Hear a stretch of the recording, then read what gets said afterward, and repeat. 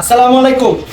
আপনাদেরকে দেখাই আজকে একটা জিনিস। আসলে আপনাদেরকে যখন বলি যে গাড়ির কাজ আছে, আপনারা এটাকে অ্যাভয়েড করেন। দেখুন, এই গাড়িটাতে এয়ার ক্লিনারের যে এয়ার ক্লিনার বক্সের ফিচার আছে, দেখুন এটা কি অবস্থা, এটা জ্যাম হয়ে গেছে এবং এটা খুবই ডার্টি আছে। এবং দেখুন এখানে মিসফায়ার হয়েছে, অর্থাৎ প্রপারলি ফায়ার হয় না, এই জন্য এটাকে মিসফায়ার বলে। এবং মিসফায়ার কারণে এখন দেখেন এখানে পুড়ে গেছে।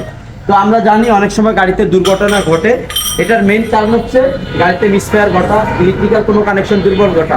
কারণ দেখা যায় যখন মিসফায়ার হয়, যেহেতু গাড়িতে তেল মোবিল থাকে খুব হাই, এগুলো হচ্ছে উদ্বায়ী পদার্থ, তখন দেখা যায় এখানে আগুন হয়, ফায়ার ঘটে, গাড়িতে আগুন ধরে যায়। তাই আপনার নির্দিষ্ট সময় পর পর গাড়ির এয়ার ফিল্টারটাকে চেঞ্জ করে নেবেন। এখানে হাওয়া দিবেন না, অনেকে দেখা যায় হাওয়া দিলে এটার ভিতরে যে গ্যাপ আছে সেটা বেড়ে যায় এবং জ্বালানি খরচও বেড়ে যায়। তাই এটা আপনারা পরিবর্তন করে ফেলে দিবেন, ওকে। আর আরেকটা বিষয়, আমরা এই গাড়িটার গিয়ার বক্সের কাজ করতেছি। এটা হচ্ছে মাল্টি গিয়ার, এটা হচ্ছে এক্সকলার গাড়ি 2004 মডেল।